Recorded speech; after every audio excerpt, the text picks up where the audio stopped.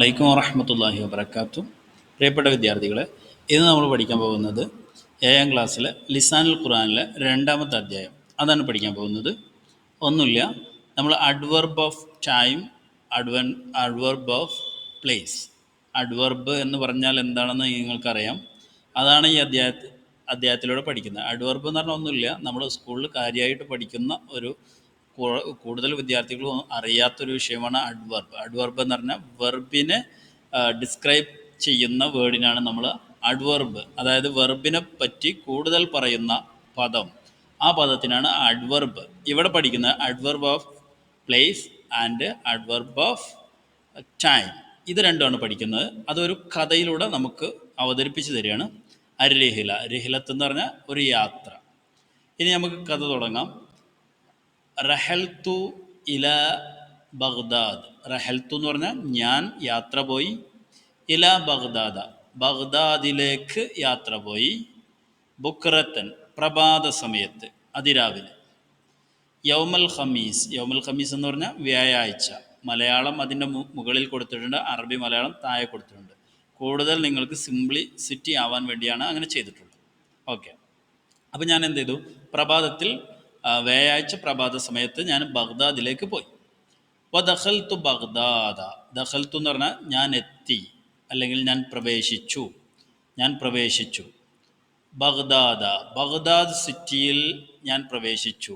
ബഗ്ദാദിൻ്റെ photo ഉണ്ട്, സിറ്റിയുടെ photo ഇവിടെ കൊടുത്തിട്ടുണ്ട്. ലൈലത്ത സബത്തി, ശനിയാഴ്ച രാത്രി. അസബത്ത് എന്ന് പറഞ്ഞാൽ ശനിയാഴ്ച, ലൈലത്ത് എന്ന് പറഞ്ഞാൽ രാത്രി. അപ്പോൾ ശനിയാഴ്ച രാത്രിയിൽ ഞാൻ എന്ത് ചെയ്തു? ബഗ്ദാദിലെത്തി, ബഗ്ദാദിൽ പ്രവേശിച്ചു, അല്ലെങ്കിൽ ബഗ്ദാദിലെത്തി. എന്നെ പുറപ്പെട്ടത് വ്യാഴാഴ്ച പ്രഭാത സമയത്ത് ഞാൻ യാത്ര പുറപ്പെട്ടു. എപ്പോഴാണ് എത്തിയത്? ശനിയാഴ്ച രാത്രിയാണ് എത്തിയത്. അപ്പോൾ ദീർഘമായ യാത്രയാണെന്ന് മനസ്സിലായി. വജലസ്തു ഇന്ദ അഖി മജീദ്, വജലസ്തു എന്ന് പറഞ്ഞാൽ ഞാൻ ഇരുന്നു. ഇന്ദ, അരികെ, അഖി മജീദ്, എൻ്റെ സഹോദരൻ മജീദ് എന്ന എൻ്റെ സഹോദരൻ്റെ അടുക്കൽ ഞാൻ ഇരുന്നു. യാത്രയിൽ ഇരുന്നു എന്നായിരിക്കും പറയുന്നുണ്ടാവുക. വ തഗദ്ദൈതു, ഞാൻ പ്രാതൽ കഴിച്ചു, ബ്രേക്ക്ഫാസ്റ്റ് കഴിച്ചു. മാഹു, എൻ്റെ സഹോദരനോട് കൂടെ, അവൻ്റെ കൂടെ എന്നാണ് അർത്ഥം. എൻ്റെ സഹോദരൻ എന്ന് പറഞ്ഞാൽ മജീദിനോട് കൂടെ. യൗമൽ അഹദി, ഞായറാഴ്ച. ശനിയാഴ്ച രാത്രി എത്തുന്നു, ഞായറാഴ്ച പ്രാതൽ കഴിക്കുന്നു. പ്രാതൽ കഴിക്കുക എന്ന് പറഞ്ഞാൽ നമ്മൾ ബ്രേക്ക്ഫാസ്റ്റ് കഴിക്കുന്നു. എന്നിട്ടോ സുമ്മ സിർന, പിന്നീട് ഞങ്ങൾ സഞ്ചരിച്ചു. സുമ്മ സിർന എന്ന് പറഞ്ഞാൽ പിന്നീട് ഞങ്ങൾ സഞ്ചരിച്ചു. ഇലൽ മഖ്ബറ, ബഗ്ദാദ് എന്ന് പറയുന്ന സ്ഥലത്തുള്ള ഏറ്റവും ഫേമസ് ആയ മഖ്ബറയിലേക്ക് ഞങ്ങൾ എന്ത് ചെയ്തു? സഞ്ചരിച്ചു. വമശൈതു, ഞാൻ നടന്നു. ഖൽഫ അഖി, എൻ്റെ സഹോദരൻ്റെ പിന്നിൽ. അപ്പോൾ സഹോദരൻ മുന്നിൽ നടക്കുന്നു, ഞാൻ പിറകിൽ നടക്കുന്നു. ഇങ്ങനെയാണ് ഞങ്ങൾ രണ്ടുപേരും. സഹോദരന് ഒരുപക്ഷെ കൂടുതൽ ബഗ്ദാദിനെ പറ്റി അറിയുന്നത് സഹോദരനായിരിക്കും, അതുകൊണ്ടാണ് പിന്നിൽ നടക്കുന്നത്. ഓക്കെ. വസുർന, നമ്മൾ ബഗ്ദാദിൽ പോയാൽ അവിടെ ഏറ്റവും വലിയ സിയാറത്ത് കേന്ദ്രം ഏതാണെന്ന് അറിയില്ലേ നിങ്ങൾക്ക്?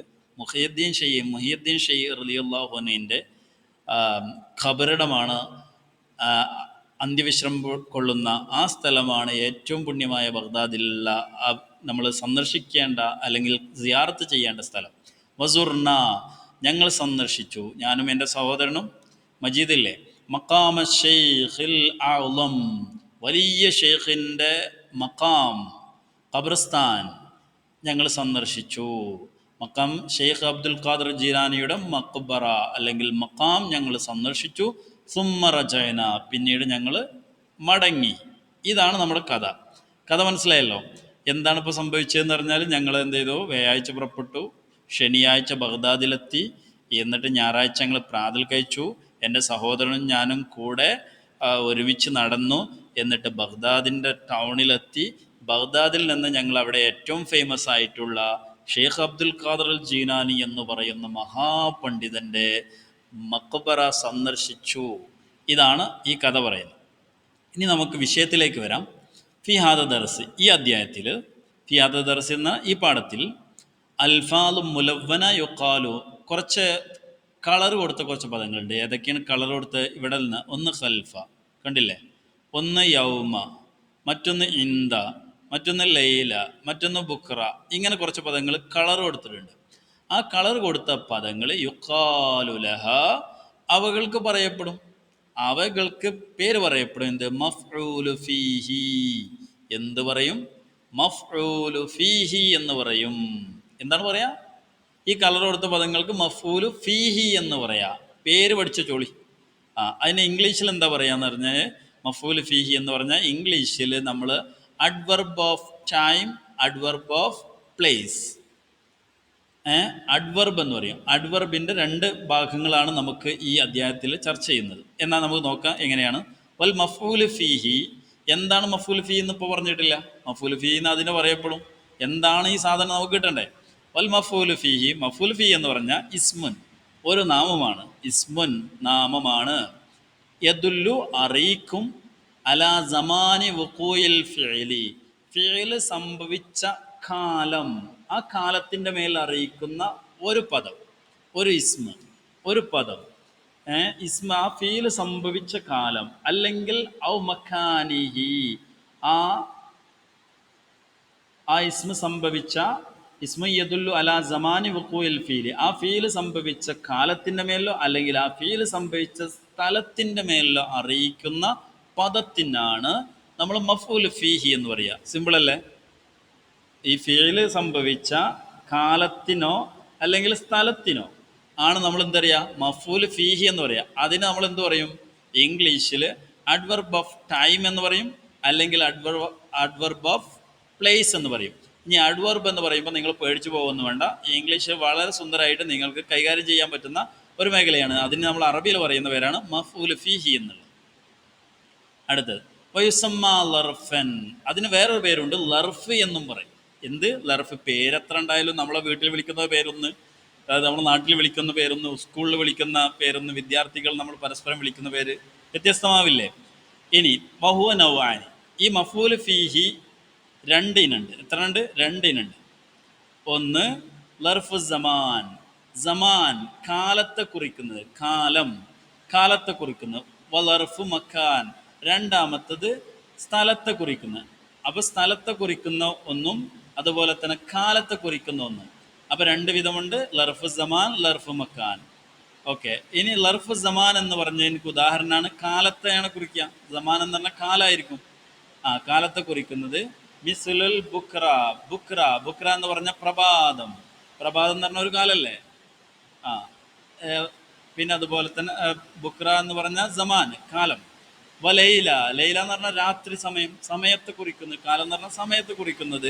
വയൗം, ദിവസം. ഇതൊക്കെ എന്താണ്? ലർഫു സമാനാണ്, കാലത്തെ കുറിക്കുന്നതാണ്, കാലഘട്ടത്തെ സൂചിപ്പിക്കുന്നത്. ഇനി അടുത്തത് ലർഫു മക്കാനുണ്ട്. അതിന് ഉദാഹരണം പറയാം. ലർഫു മക്കാനാണ് അടുത്തത്. മിസ്ൽ ഇന്ദ, അടുക്കൽ. ഇന്ദ എന്ന് പറഞ്ഞാൽ അടുത്ത്. വഖൽഫ, പിറകിൽ. രണ്ട് ഉദാഹരണങ്ങൾ കൊടുത്തിട്ടുണ്ട്. ലർഫു മക്കാനിന് പിറകിൽ അല്ലെങ്കിൽ ഇന്ദ എന്ന് പറഞ്ഞാൽ അരികിൽ അല്ലെങ്കിൽ അടുത്ത്. ഖൽഫ എന്ന് പറഞ്ഞാൽ പിന്നിൽ, പിൻഭാഗത്ത്, പിൻഭാഗത്ത്. ഇതെന്തിനാണ് ഉദാഹരണമാണ്? ലർഫു മക്കാനിന് ഉദാഹരണമാണ്. എന്തിനു ഉദാഹരണമാണ്? ലർഫു മക്കാൻ, സ്ഥലത്തെ സൂചിപ്പിക്കുന്നത്, കാലത്തെ അല്ല, സ്ഥലം. അത് ഇന്ദ, എൻ്റെ അടുക്കൽ എന്ന് പറഞ്ഞാൽ ഇത് സ്ഥലമാണ്, എൻ്റെ അടുത്ത്.